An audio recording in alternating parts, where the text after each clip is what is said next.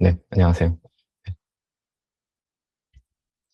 네, 안녕하세요. 저는 오늘 이제 ML 엔지니어가 R&D로 비즈니스 임팩트를 내는 법이란 주제로 발표하게 된 슈퍼브 AI의 고경렬입니다. 네, 반갑습니다. 네.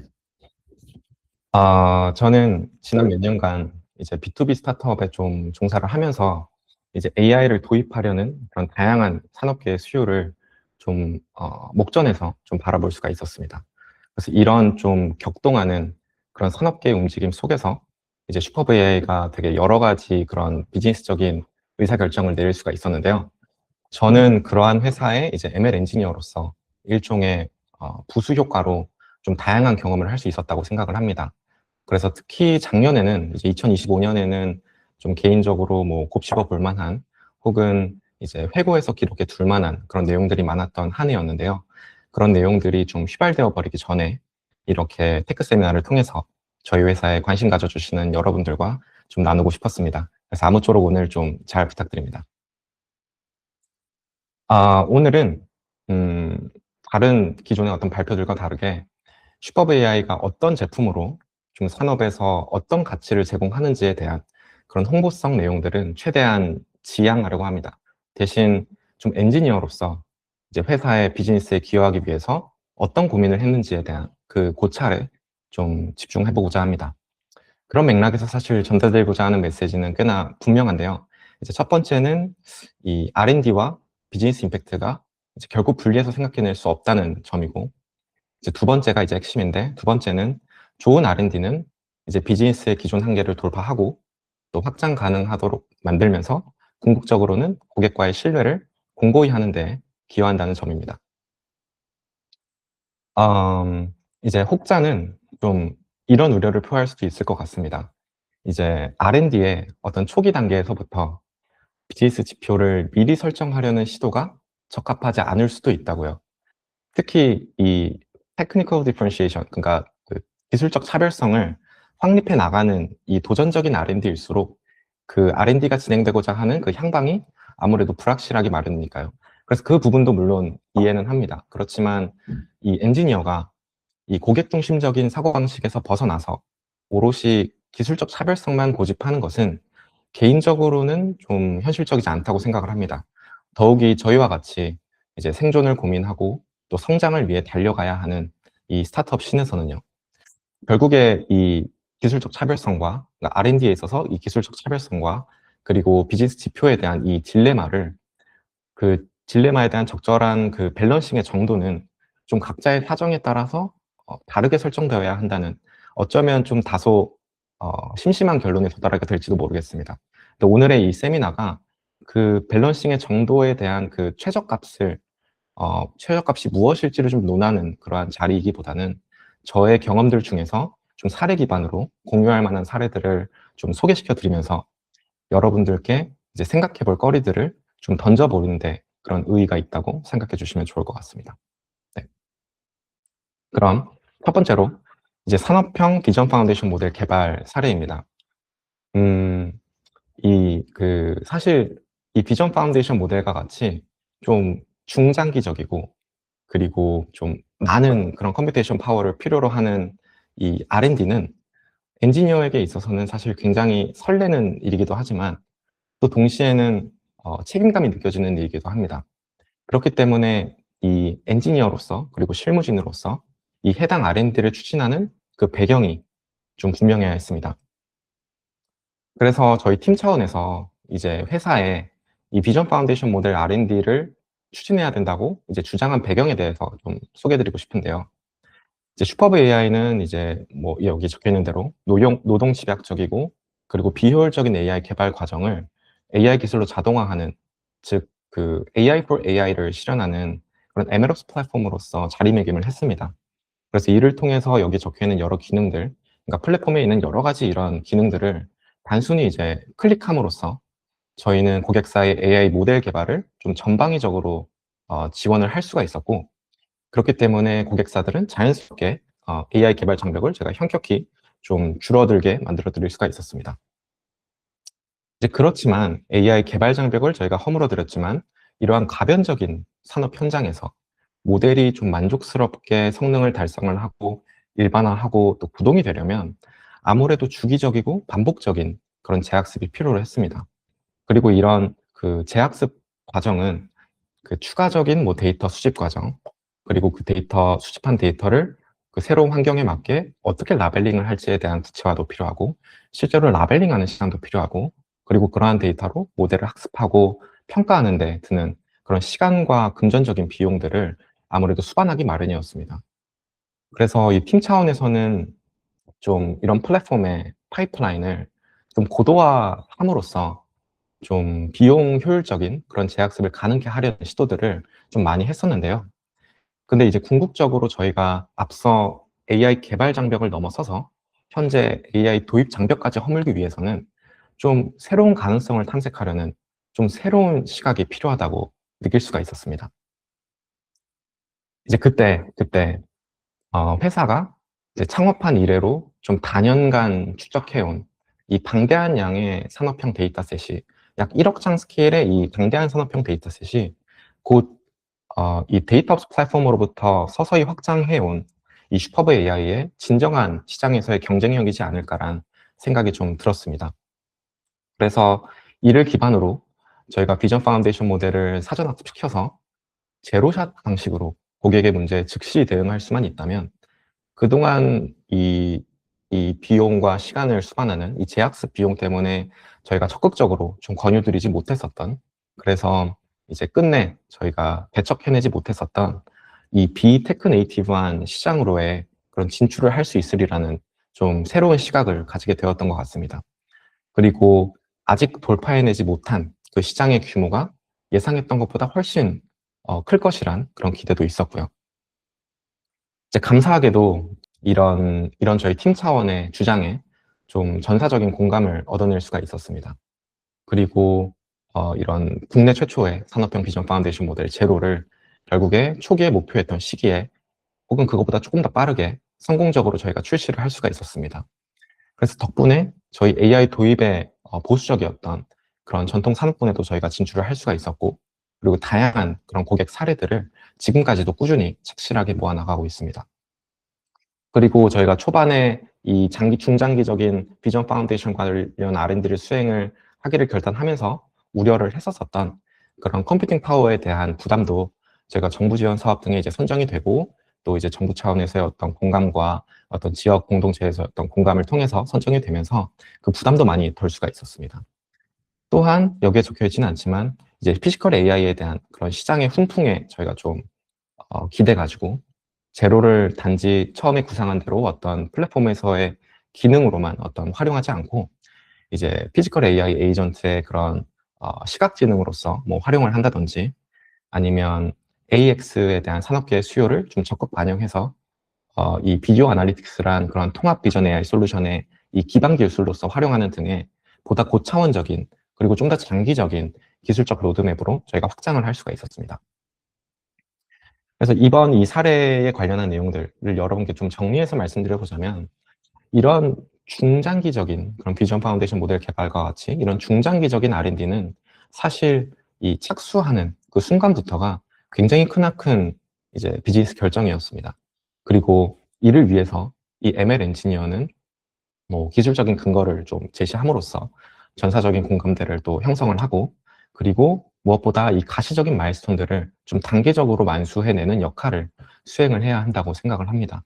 물론 이것 외에도 ML 엔지니어가 실질적으로 영향을 미친 것 이외에도 이제 실무자가 이런 중장기적인 R&D까지도 드라이브를 걸 수 있는 그런 바텀업 문화와, 그리고 이것들을 좀 책임감 있게 성취해낼 수 있도록 매니저님이 또 매니징을 해주고, 또 회사와 경영진의 서포트 및 지지 역시 매우 중요하게 작용했다는 점을 또 빼먹을 수는 없을 것 같습니다. 네. 이제 여기까지 첫 번째 사례를 좀 소개시켜 드렸고요. 이제 두 번째 사례로는 국제학회 챌린지 참여 사례입니다. 그래서 여기 이 사례에 대해서도 좀 역시 앞선 예시와 같이 이제 배경을 좀 먼저 설명드릴 수 있도록 하겠습니다. 이제 데이터 중심의 그런 AI 개발 전략을 추구하는 이 슈퍼브 AI의 이 핵심 기술력 중에 하나가 바로 취약 데이터 생성입니다. 이 해당 기술을 좀 짧게 소개드리면, 이 데이터셋 분포와 그리고 이 모델의 성능을 좀 면밀히 진단을 해서 저희가 자동적으로 취약 데이터의 특징을 좀 규명을 하고, 이렇게 희소 가치가 높고 또 이런 엣지 케이스 데이터를 생성 모델을 통해서 증강해내는 기술입니다. 그렇기 때문에 그런 앞서 있었던 데이터셋 분포나 어떤 모델의 성능을 가장 효과적으로 개선하고 증진시킬 수 있는 그런 핵심적인 기술입니다. 그래서 사실 어떤 뭐 시뮬레이션 환경이 아니라 이 피지컬 환경에서는 물리적 제약으로 저희가 수집할 수 있는 데이터가 제한적이다 보니까 이 불균형 데이터는 산업계에 속한 그 대부분의 고객들이 크든 작든 공감하는 문제인데요. 이러한 불균형 데이터를 좀 효과적으로 타개해 줄 수 있는 이 취약 데이터 생성 기술은 사실 저희가 아웃바운드로 고객들을 직접 찾아뵈서 설명드릴 때 매우 매력적인 이 셀링 포인트가 되었었습니다. 실제로 관련해서 여러 고객사들의 저희가 POC들을 취약 데이터 생성 관련해서 진행을 해봤을 때 긍정적인 반응들이 절대 다수였습니다. 근데 이제 한 가지 문제점을 좀 발견을 했는데요. 저희가 고객사들을 아웃바운드로 찾아뵈서 이제 저희가 어떤 서비스를 있는지에 대해서 좀 소개해 드릴 때 여전히 저희 슈퍼브 AI라는 회사를 데이터 옵스 플랫폼 하는 회사, 즉 데이터 라벨링 하는 회사라고 알고 있는 분들이 종종 계신다는 점이었습니다. 그래서인지 이 취약 데이터 생성이라는 이 핵심 기술력과 관련해서는 저희가 고객사에게 이제 POC를 진행하고 그 POC가 이제 유료 계약으로 전환되는 이 컨버전 레이시 그 지표가 높음에도 불구하고 여타 서비스에 비해서 이제 인바운드로 저희를 찾아오는 고객들보다 저희가 아웃바운드로 이제 찾아뵈서 세일즈하는 비율이 좀 확연히 높다는 거를 알게 되었습니다. 그러니까 이제 요약하면 좀 이 내부적으로는 저희가 기술적인 이 완숙도가 좀 높다고 자신한 데에 비해서 이 시장과 고객의 인식은 저희의 예상과는 좀 달랐던 거죠. 그래서 이러한 인식을 좀 전환시키는 게 필요하다고 좀 느꼈었고, 저희 차원에서는 뭐 전시회나 아니면 박람회 등에서 좀 시연할 그런 데모들도, 생성 관련한 데모들도 이쁘게 준비해서 이제 했지만, 그보다 좀 더 이제 그 효과적인 그 트리거가 좀 필요하다고 느낄 수 있었습니다. 그래서 저희는 좀 글로벌하게 이제 도전장을 내밀기로 결단을 했습니다. 사실 산업계의 좀 다양한 문제들을 저희가 성공적으로 풀어내면서 저희가 가지고 있는 이 핵심 기술력에 대한 어떤 범용성과 또 그 전문성 차원에서의 그런 자신감이 사실 있었기 때문에 좀 아직 그런 완숙한 솔루션이 부재할 법한 그런 난이도가 높은 이 학술대회 챌린지를 저희는 타겟을 했었습니다. 그래서 결과적으로 이 아이크라라는 그 ICRA라는 로보틱스 이 학회에서 저희가 취약 데이터 생성 기술과 그간에 쌓인 어떤 모델 학습 노하우들을 10분 활용을 해가지고 적외선 이미지에서 객체의 마스크를 이제 탐지해내는 챌린지에서 1위를 수상을 할 수가 있었습니다. 그래서 덕분에 보다 좀 공식적으로 저희가 기술적인 차별성을 확립을 할 수가 있었고, 그리고 마케팅 리드도 이제 확보를 했으며, 기존에 이제 가장 이 국제학회 챌린지 참여하는데 이제 원인이 됐었던 페인 포인트가 됐었던 이 인바운드 세일즈의 비중 역시 크게 늘어나게 되었습니다. 그리고 뿐만 아니라 현재는 뭐 싱가포르나 일본 등 국경을 넘어서서도 굉장히 많은 러브콜을 저희가 받고 있고, 이후에 어떤 저희 작년 말에 진행되었던 프리 IPO 투자 라운드에서도 뭐 저희의 기술적 차별성을 이제 자연스럽게 어필을 하면서 긍정적으로 작용을 할 수가 있었습니다. 결국 이 사례에서도 좀 여러분들께 나눠드리고 싶은 인사이트에 대해서 좀 정리를 해보자면, 이 ML 엔지니어는 그 R&D를 통해서 비단 이 기술의 완숙도를 높이는 것에서 그치는 것이 아니라 그것이 적절히 이제 홍보되고 또 세일즈되는 통로를 같이 고민해야 된다고 좀 생각을 합니다. 그리고 이를 통해 저는 비로소 기술이 이제 서비스에 적용이 돼서 비즈니스 지표의 실질적인 성과를 만드는 경험을 할 수 있다고 생각을 하고, 그 경험이 굉장히 크나큰 자산이라고 생각을 합니다. 그러니까 엔지니어 고유의 또 자산이 된다고 생각을 합니다. 그리고 개인적으로는 이 여정에서 제가 생각했을 때 가장 이러한 여정 가운데 가장 큰 장점은 바로 R&D 과정에서는 다소 소홀할 수 있는 그런 제품으로서의 고민을 할 수 있다는 점입니다. 좀 가령 예를 들어서 이제 어떤 저희가 R&D로만 가지고 있었던 코드를 제품으로서 이제 이거를 활용을 하려고 했을 때는, 그리고 그 늘어난 어떤 제품의 어떤 수요들을 저희가 확장성 있게 좀 대응을 하기 위해서 이 코드적으로 어디까지를 픽스드 파이프라인으로 설정을 하고 어디까지를 고객 만족도를 위해서 커스텀 파이프라인으로 대처하는지에 대한 그거를 이제 적절히 밸런싱을 맞춰야 되는데, 그런 이제 주관적이면서도 또 동시에 좀 중요한 문제들에 대해서 비단 어떤 R&D 하는 ML 엔지니어 실무진 혼자가 아니라 이제 크로스 펑셔널하게 좀 비즈니스 사이드의 의견도 경청하면서 논의를 하면서 답을 이뤄내가는 그런 경험과 그리고 이런 것들을 토대로 뭐 제품 개발에 이 제로 투 원 과정에서 보다 넓은 범위에 관여해보는 이런 경험들이 좀 굉장히 좋은 장점이라고 생각을 하고 여타 시장에 있는 다른 엔지니어와 또 구분되는 되게 큰 자산이 된다고 생각을 합니다. 그리고 이제 세 번째 사례는 아무래도 이제 B2B 비즈니스에 종사하는 정말 많은 엔지니어 분들이 공감할 그런 고객사 프로젝트입니다. 저는 요새 이 기술의 진보에 따라서 고객사 프로젝트의 경향이 사실 많이 달라지고 있다고 좀 체감을 하고 있습니다. 기존에는 이제 많은 프로젝트가 고객사의 그런 도메인 전문가가 구축해 놓은 어떤 룰 베이스드 기반의 알고리즘들을 딥러닝으로 그리고 AI로 자동화하는 데 좀 초점이 있었다고 생각을 합니다.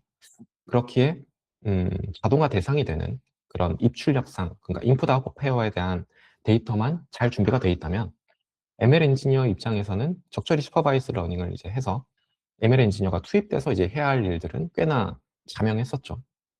한마디로 뭐 세일즈나 뭐 비즈니스 사이드에서 이제 프로젝트를 물어다 주면 ML 엔지니어는 좀 간략한 개요만 전달받고도 실무에 바로 투입될 수가 있었습니다. 하지만 이제 고객의 요구 사항들은 이제 기술의 진보에 따라 더 이상 자동화에만 머물러 있지 않고요. 예년에 비해서 올해 좀 많이, 그러니까 작년과 올해 좀 많이 느끼고 있는 거는 고객사 프로젝트의 이 태스크들이 굉장히 버티컬하게 바뀌고 있고 또 이제 필요한 그런 라벨링 작업들이 미리 사전에 적절히 되어 있지 않은 경우도 꽤나 많이 있으며 그리고 무엇보다 이 R&D의 어떤 유효성을 판단하는 그리고 R&D의 어떤 계약을 착수하는 이 의사결정권자의 기준도 더 높아지고 있다는 점입니다.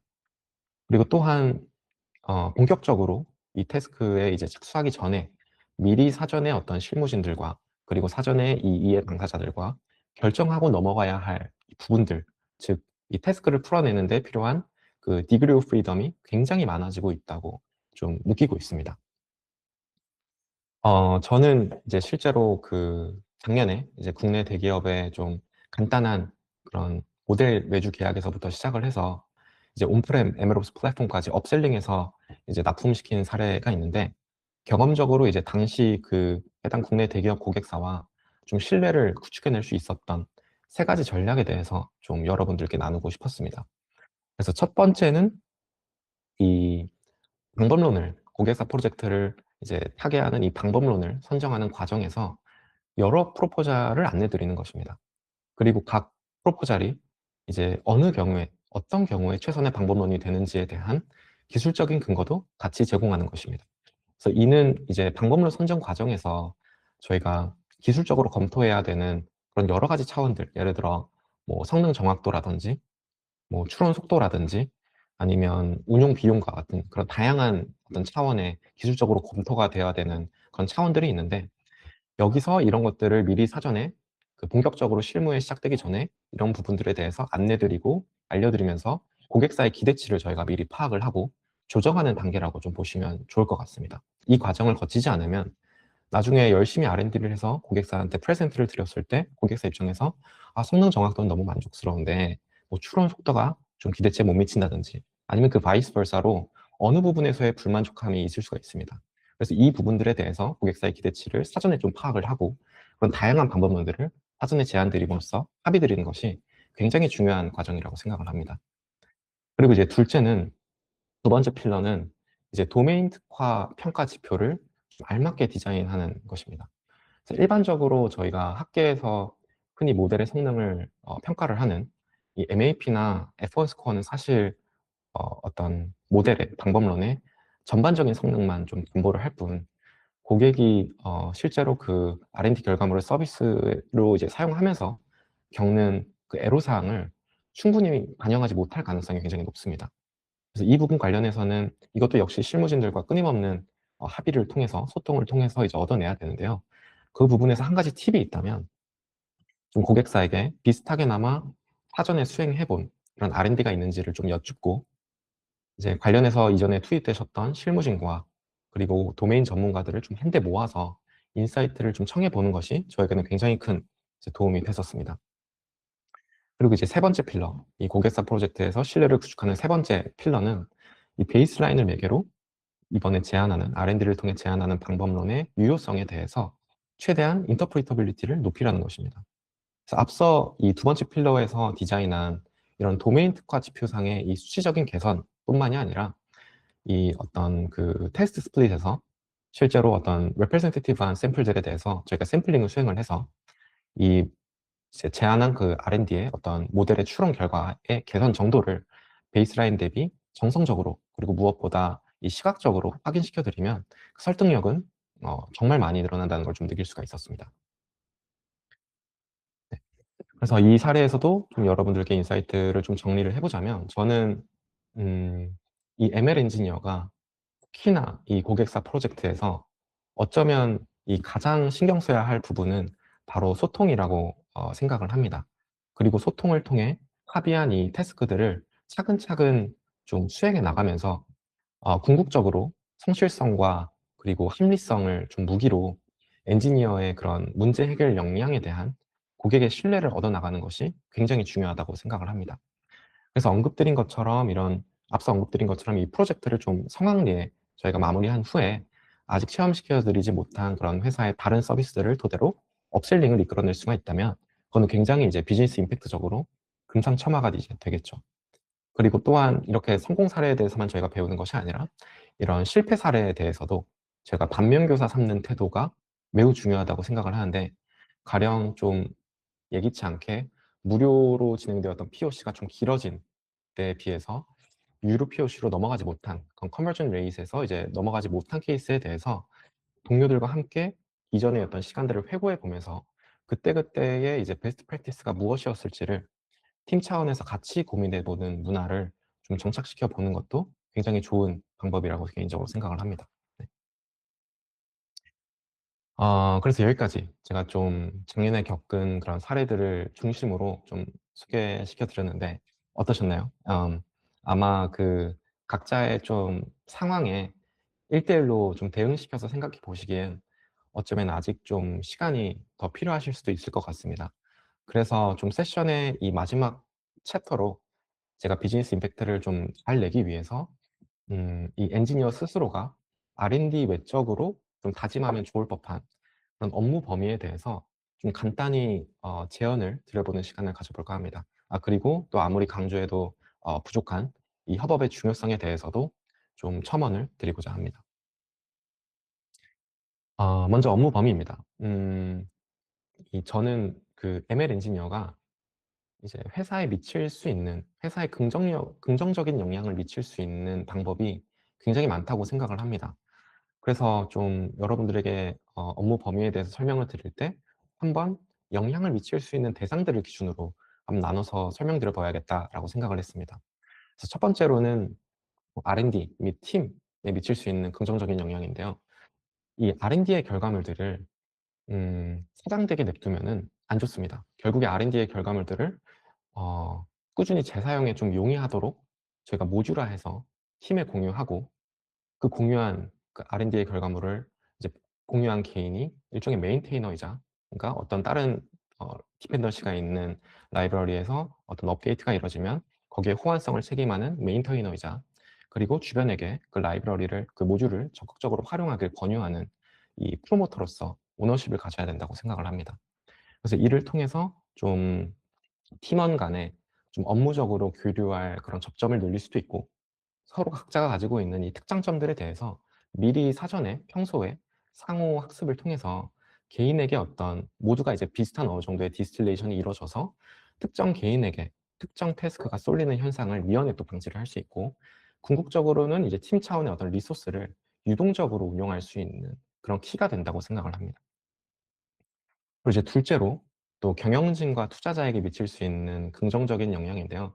이거는 이제 기술 문서와 특허를 통해 기술 자산화에 힘쓰는 겁니다. 그래서 이거는 어떤 그 경영진과 투자자분들이 보시기에 어떤 회사의 기술 로드맵 차원에서 이 나무가 아닌 숲을 볼 수 있는 단서가 된다고 생각을 하고요. 또 부수적으로 이런 그 문서화 작업 같은 것들이 앞서 있었던 그런 기존 동료들에게는 협업의 문을 열어두는 역할을 할 수도 있고, 그리고 새로 합류할 그런 동료들에게는 이제 온보딩의 문을 열어두는 역할을 할 수 있다고 생각을 합니다. 그리고 마지막으로 셋째로 세일즈 및 프로덕트 유관 부서에게 미칠 수 있는 이 긍정적인 영향인데요. 바로 테크 세미나라고 생각을 합니다. 이 테크 세미나를 내부에서 이제 수행을 하게 되면 기술적으로 실무진이 구현했던 이 기술이 기술적으로 무엇이 가능하고 그것이 시장에서 어떤 가치를 제공할지에 대해서 상호 싱크할 수 있는 기회가 되게 좋은 기회가 된다고 생각을 하고, 또 이거를 내부 발표가 아니라 어떤 사외로 외부 발표를 하게 된다고 했을 때는 이 산학연 각계의 어떤 기술적인 수요에 대해서 저희가 대신 듣고 그것들을 세일즈나 프로덕트 유관 부서에 전달 드릴 수 있는 굉장히 좋은 기회가 된다고 생각을 합니다. 네.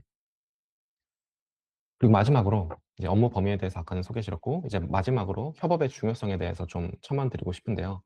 요즘에는 이 상용 LLM과 그리고 에이전틱 플러그인들이 정말 좋은 에이전틱 플러그인들이 속속들이 이제 좀 나오면서 개인의 업무 역량이 굉장히 많이 늘어난 것 같습니다. 그래서 저는 그 가운데서 한 명이 열심히 그런 상용 LLM과 에이전틱 플러그인만을 사용해서 한 명이 1인분 대신 뭔가 1.5인분을 하기를 결단하기보다 어떤 3명이 3인분 대신 이제 10인분을 할 수 있도록 해내는 것이 그 열쇠가 바로 협업이라고 생각을 합니다. 그래서 좀 얼마 전에 저희 새해를 맞이해서 ML팀의 채용의 문을 좀 활짝 열게 되었는데요. 그때 좀 같이 일하고픈 동료에 대한 페르소나를 팀 차원에서 좀 저희가 이야기할 기회가 있었습니다. 이제 그때 일관적으로 사실 나왔던 이야기가 성실하고 뭐 꼼꼼한 태도도 있었지만 무엇보다 이제 협업에 열려 있는 태도였습니다. 그래서 화면에 여기 3가지 적혀 있는 거는 제 스스로가 개인적으로 슈퍼브 AI에 이제 입사한 이래로 매년 초 스스로에게 다짐하고 있는 그런 역할들입니다. 이렇게 한 대 좀 적어 놓고 보니까 이제 한 명의 어떤 그런 인디비주얼 리서처로 시작을 해서 점차 이 크로스 펑셔널하게 기여하는 엔지니어로 올라운더로 좀 탈바꿈하려는 궤도에 있다고 생각을 합니다. 그리고 이런 다짐에 대해서 제가 매니저님께 좀 선포하듯이 위클리나 먼슬리 미팅할 때 좀 공유를 드렸었는데, 매니저님께서 되게 적시에 좀 적절한 역할과 태스크를 마련해 주시려고 하는 걸 좀 느꼈는데요. 이 발표를 듣고 계신 여러분들께서도 좀 현재 속하신 그런 기관과 기업에서 협업자로서 스스로를 어떻게 포지셔닝하면 좋을지를 좀 고민해 보시고 또 주변에 적극적으로 선포해 보시는 거를 좀 추천드립니다. 네. 이것으로 좀 발표를 마칠까 하는데요. 좀 제가 겪은 이 사례와 또 회고한 내용들을 바탕으로 세미나를 해 봤는데 메시지들이 좀 잘 전달이 되었으면 좋겠네요.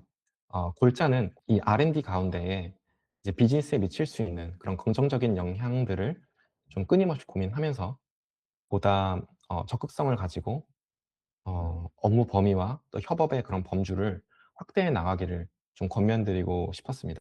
그래서 오늘 발표를 듣고 좀 슈퍼브 AI ML팀에 좀 흥미가 생기신 분이 계시다면 이제 홈페이지에 채용 공고를 참고해 주셔서 지원해 주시면 좋겠습니다. 네, 함께 그런 산업계의 도전적인 문제들을 풀어나갈 수 있으면 좋겠습니다. 네, 지금까지 네, 슈퍼브 AI의 머신러닝 엔지니어 고경렬이었습니다. 네, 들어주셔서 감사합니다. 네.